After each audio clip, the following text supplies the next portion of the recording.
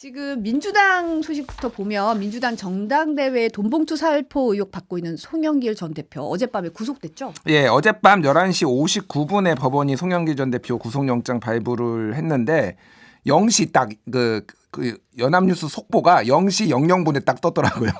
정확하게 자정에 네. 정확하게 떴습니다.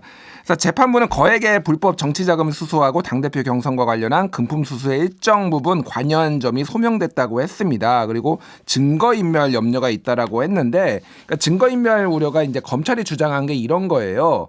그러니까 예전에 프랑스에서 이제 귀국을 했잖아요. 그때 기존에 사용하던 휴대전화를 폐기하고 그리고 일주일가량 된 깡통폰을 이제 소위 말하는 깡통폰을 검찰에 제출을 했다. 네. 그리고 차명 휴대전화를 이용해서 사건 관계자들과 접촉하고 수사 동향을 파악했다.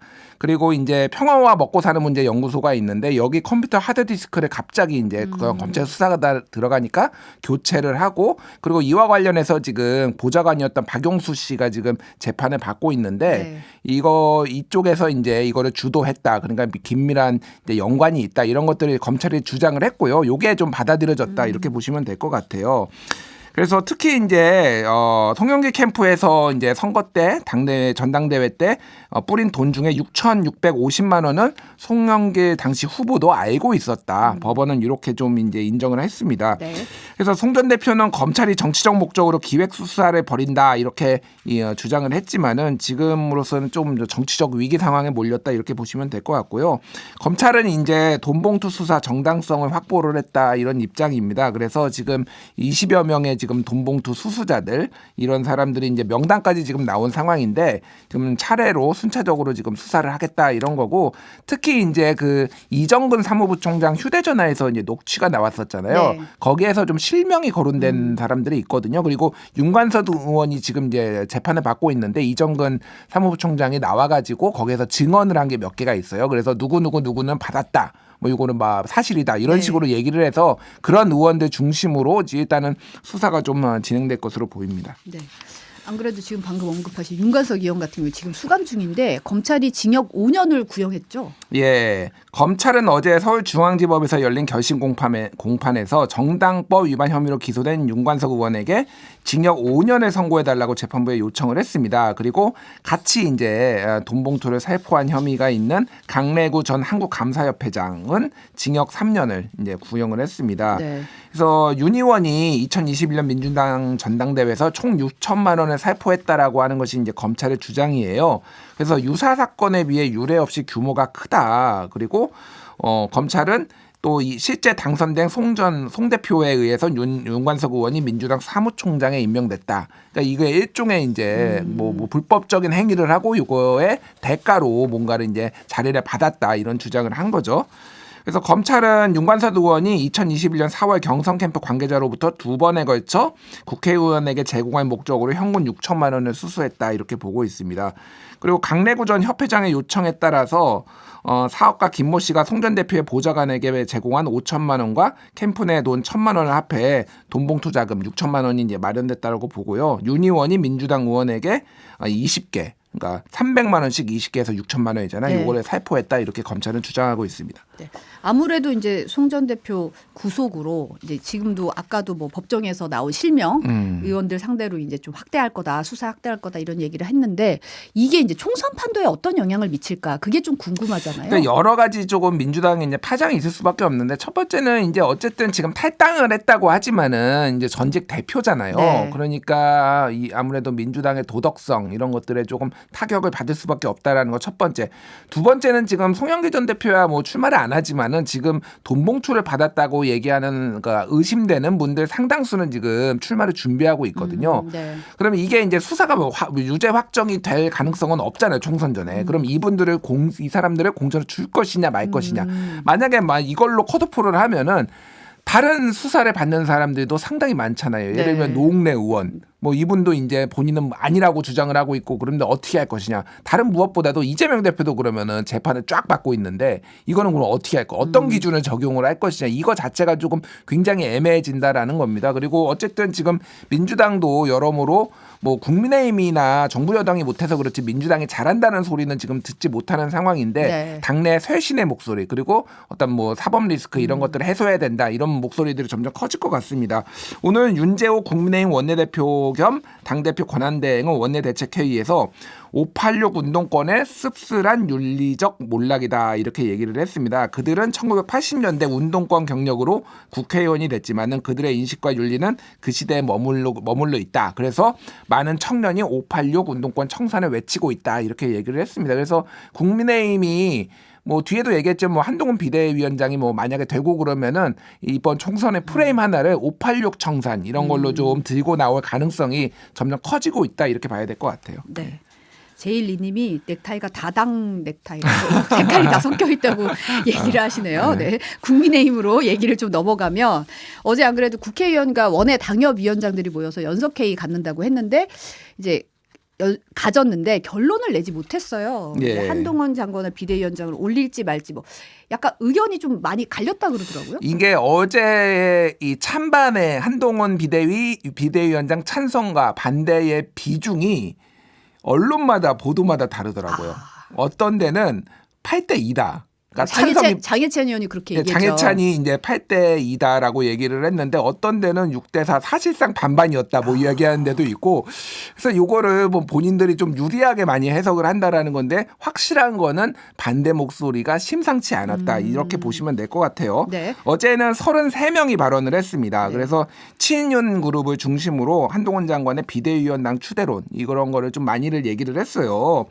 그리고 이제 언론 보도 동아일보를 포함해서 언론 보도에서 이런 게 전해졌는데 한동훈 장관의 전언이 있었어요. 네. 당원과 지지자들이 바라지 않는다면 비대위원장을 맡을 이유가 없다라고 얘기를 하고요. 선대위를 포함해서 이렇게 당 선거에 포함하는 것까지 좀 고려를 해야 된다 이런 취지의 얘기를 했어요. 그러니까 이거를 놓고도 약간의 해석이 굉장히 분분했어요 어제. 그러니까 한마디로 얘기하면은 만장일치로 나를 추대해라. 한 명이라도 반대하면은 나는 안 할 거니까 알아서 정리해줘. 이런 메시지를 낸 건지 아니면은 진짜로 한동훈 장관이 한동안 이번에 총선에 들어오는 것을 약간 주저했다 이런 얘기도 있거든요. 네. 워낙 상황이 안 좋으니까 본인이 들어간다고 조금 판을 엎을 수 있나 뭐 이런 얘기도 뭐 있다라고 합니다. 어쨌든 그래서 두 가지 해석이 다 나왔는데 뭐 전자 쪽으로 조금 해석하는 분들이 좀 더 많은 것 같아요. 옹립설 뭐 이런 게 얘기가 있더라고요. 예, 옹립설 그러니까 그래서 이제 한 장관의 의중이 알려지면서 친윤그룹이 한 장관 대세론을 더욱 강조를 했어요. 그래서 방금 얘기했듯이 장해찬 청년 최고위원은 분위기는 8대 2 정도로 원사이드한 것 같다. 그리고 수도권과 세종, 호남 등 원외 당협위원장들은 9대 1 비율로 압도적으로 한 장관을 지지했다 이렇게 얘기를 했는데 조금 분위기를 말씀드리면은 영남 쪽에서 조금 비토가 많아요. 한동훈 비토가 조금 많고요. 만약 얘기를 했듯이 경기도 당협위원장들이 굉장히 찬성 쪽이 조금 많이 있었다 네. 이런 얘기들이 있어요. 그리고 그래서 이게 지금 뭐 이철규 사무총장은 나는 한동훈 비대위 지지자 아니다 이런 식으로 얘기를 본인이 언론에 했어요. 하도 이제 한동훈을 막후해서 지지하고 있다 이런 얘기가 있는데 지금 당내 얘기를 들어보니까 어쨌든 주류 쪽에서 상당히 취약한 쪽을 많이 이렇게 공략을 해가지고 조금 이 한동훈 대세론을 좀 펼치고 있는데 영남에서는 지금 한동훈 장관이 들어오면 어쨌든 굉장히 많이 칼을 들이댈 것 같다. 전부 다 컷오프 시킬 것 같으니까 목숨 걸고 약간 반대하는 이런 목소리가 조금 얘기가 나왔습니다. 그래서 지금이 뭐 한동훈 아낄 때냐 뭐 이런 얘기도 나왔고 강감찬 장군 아꼈다가 임진왜란때 쓰자는 거냐 뭐 이런 비유도 나왔다고 해가지고 아 참 재밌다. 비유가 재밌다. 이런 생각을 했습니다. 네. 예. 지금 국민의힘은 내일 상임고문단 회의 열고 비대위원장 인선 논의한다고 하는데 이제 뭐 이런 절차를 좀 밟아서 뭐 이번 주말쯤에 발표하지 않을까 이런 전망이 나오더라고요. 예, 그러니까 방금 말씀하셨다시피 절차가 좀 중요해진 상황이에요. 왜냐하면 반대 목소리가 굉장히 높기 때문에 이게 이제 시간을 주면서 대세론을 완전히 좀 확장시키고 뭐 확고하게 하기 위해서는 여러 그룹들이 지지하는 모양새를 조금 만들어야 될 필요가 있는 것 같아요. 그래서 내일 상임고문단 회의를 열고 이제 비대위원장 인선을 논의한다라는 건데 이게 이제 뭐 상임고문단에서 어떤 얘기가 나올지는 모르겠으나 상당수는 좀 당 주류의 입장을 뭐 반영할 가능성이 높다 이런 전망이 나오고 있어요. 그래서 이번 주말에 이제 비대위원장 인선을 발표할 것이라는 전망이 나오고 있고요. 그리고 지금 참석 가능하신 분들이 다 모여서 당 상황과 관련한 고견을 청취하겠다라고 윤재옥 당대표 권한대행이 얘기를 했습니다. 그리고 당원들의 의견도 수렴하겠다라는 거예요. 그래서 당의 직능 조직들 의견도 청취해볼 생각이다라고 왜 우리 의견을 듣지 않았느냐 불만이 가급적 생기지 않도록 이렇게 하겠다라는 겁니다. 그래서 유상범 의원이 오늘 MBC 라디오 시선집중에서 인터뷰를 했는데 비대위원장 인선에 대해서 오래 끌 사안이 아니기 때문에 가능하다면 금주 중에 하려고 하지 않겠냐라고 얘기를 했고요. 다만 이제 예산안 처리가 내일로 예정됐는데 이게 조금 늦어질 경우에는 비대위원장 인선도 늦어질 가능성이 있다고 합니다. 네. 이제 한동훈 장관이 사실 어제 외부 일정 취소하고 차관이 대신 참석하도록 해서 이건 또 무슨 의미일까 뭐 이런 얘기를 좀 했었는데 잠시 후에 오늘 오후 2시에 법사위 전체 회의에 출석한다고 하더라고요. 예. 이제 기자들 만나서 무슨 얘기할지도 좀 궁금한데 이제 한동훈 장관이 어떻게든 이제 윤 대통령의 아바타 뭐 이런 얘기 들어왔잖아요. 네. 그러다 보니까 이분이 뭔가 혁신이라든지 뭐 쇄신을 하는 비대위원장에 맞아 뭐 이런 얘기가 좀 나오고 있는 것 같긴 해요. 그렇죠. 이제 국민의힘에서도 반대하시는 분들의 주요 논리가 그러니까 당 수직적 당정 관계 이런 것들이 문제고 온통 인사가 다 검사로 지금 채워져 있는데 이게 이거를 지금 또 검사가 와서 하는 게 맞느냐 뭐 이런 얘기가 있었고 제가 지난번에 조금 뭐 아직 확정은 아니지만 분위기가 좀 정상명 전 검찰총장을 공관위원장으로도 하마평이 있다 뭐 이런 얘기를 했잖아요. 네. 오늘 좀 재밌는 게 있었는데 지금 당 지도부는 거의 경찰 출신이 지금 다 차지하고 있거든요. 네네. 윤재옥 원내대표도 경찰 그리고 이만희 사무총장도 경찰 김석기 최고위원도 경찰 그러니까 네. 그래서 이준석 전 대표가 다른 라디오 YTN 라디오에 나와가지고 검경 합동수사본부다. 참 말도 잘 만들어내요. 검경 합동수사본부. 예, 네. 이렇게 해서 선거 치를 수 있겠냐 뭐 이런 얘기도 있다라는 거예요. 네. 그래서 이게 참 미묘합니다. 그래서 어저께 저는 TV조선 단독 기사를 보고 좀 웃었는데 네.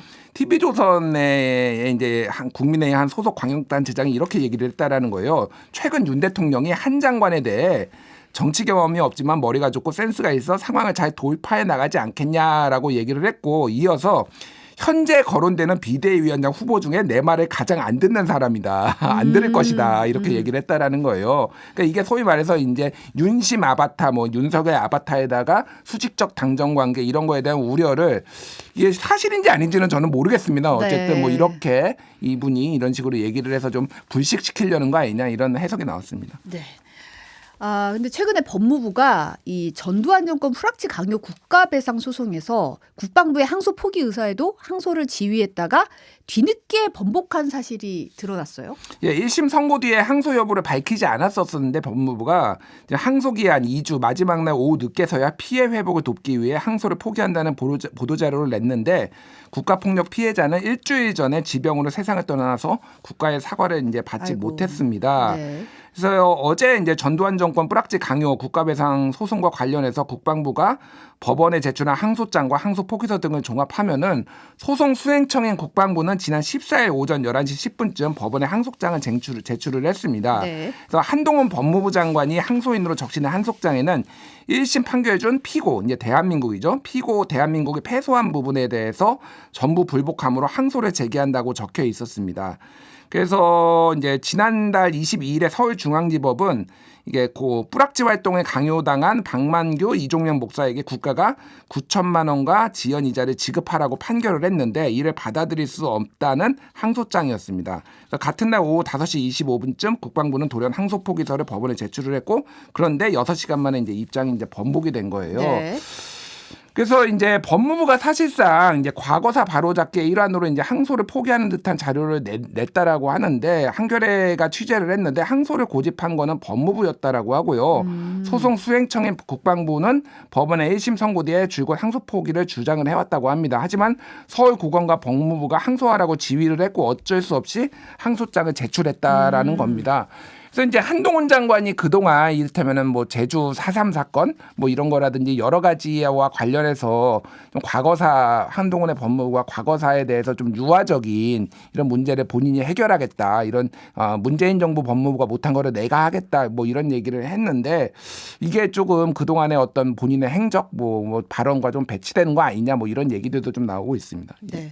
오늘 또 이 소식이 이 판결 소식이 전해졌는데 윤석열 대통령이 검찰총장 재직 당시에 법무부에서 정직 2개월 징계 처분을 받았는데 이걸 취소해야 한다는 항소심 재판부 판단이 오늘 나왔죠. 예. 징계를 인정했던 1심 판단을 뒤집은 거잖아요. 이제 징계 절차 잘못됐다. 뭐 이런 판단인 거죠. 그러니까 쉽게 얘기를 하면 1심에서는 윤석열 검찰총장이 잘못했다라는 거고 네. 이번에는 윤석열 검찰총장은 잘못한 게 없고 추미애 장관이 잘못했다 뭐 이렇게 조금 판단이 바뀌었다라고 보시면 될 것 같아요.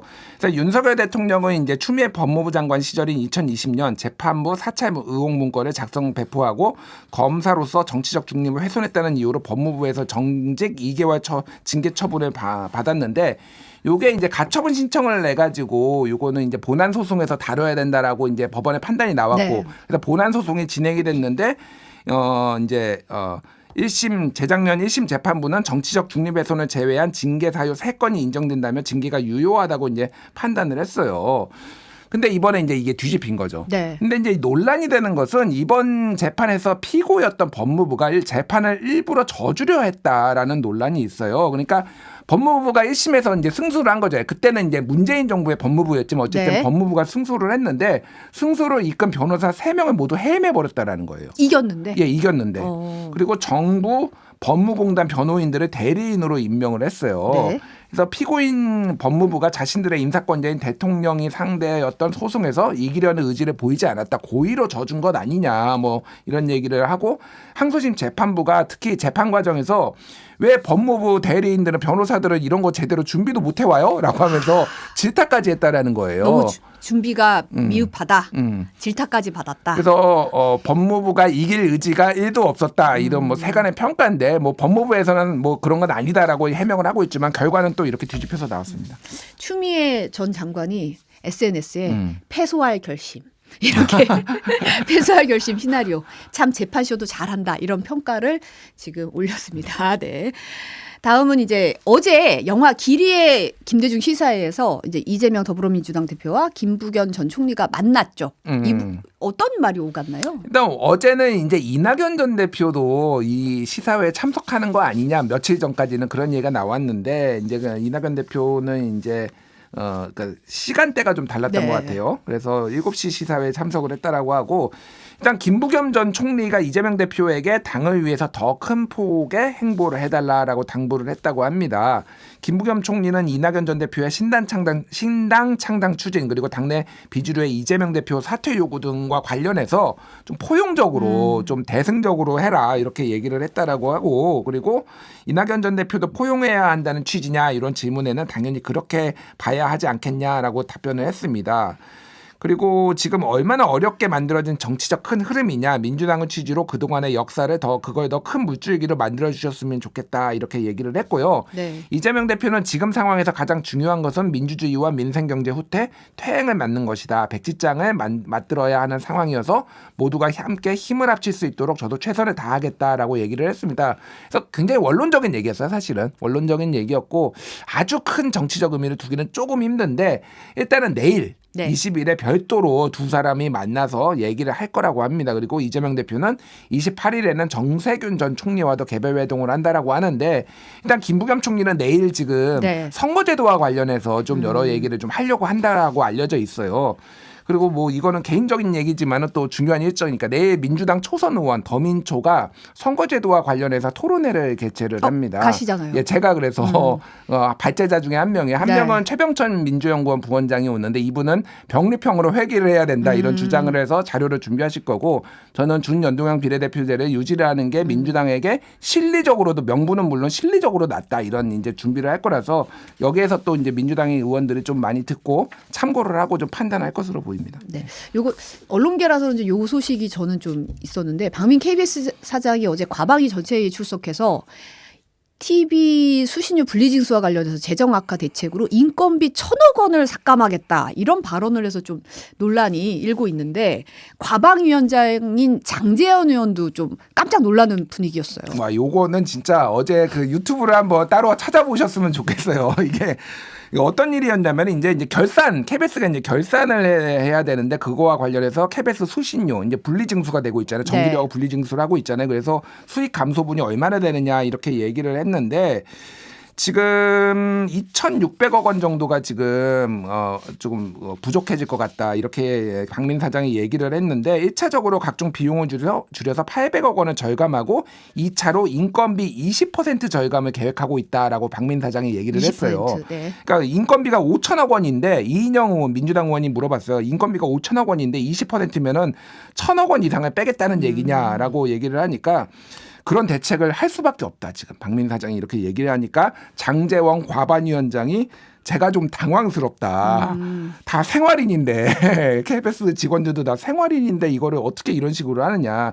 직장을 일을 가장의 가정 문제, 사회적 비용 손실 이런 거를 생각을 해야 된다라는 건데 KBS에서는 지금 무슨 얘기가 나오냐면 일단은 명예퇴직을 지금 100명에서 뭐 200명 가량 하고 네. 그리고 뭐 연월차 수당을 한 푼도 주지 않고 그리고 임금을 10% 삭감하고 뭐 이렇게 하면은 1,000억 원 정도를 이렇게 뭐 깎을 수 있다라고 하는데 그냥 제가 계산해봐도 1,000억 원이 안 돼요. 그렇게 해도. 그래서 이거 도대체 어떻게 할 것이냐. 그래서 지금 나오는 얘기가 국회에서도 지금 민주당 의원들도 얘기를 한 게 아니 이거는 이렇게 수입이 줄어든 거는 지금 정부하고 KBS 지금 뭐 임원진들이 지금 잘못된 판단으로 인해서 이렇게 된 건데 이거를 왜 KBS 직원들이 이 고통을 다 지금 가져야 되느냐 이런 얘기가 나왔습니다. 그래서 지금 뭐 이게 지금 많이 문제가 될 것 같은데 참 남의 일 같지가 않아서 정말 KBS에 아는 기자들 뭐 PD도 많고 그런데 좀 안타깝다 이런 생각을 많이 합니다. 네, 오늘 여기까지 듣겠습니다. 온유한 뉴스톱의 김준일 수석 에디터였습니다. 감사합니다. 감사합니다.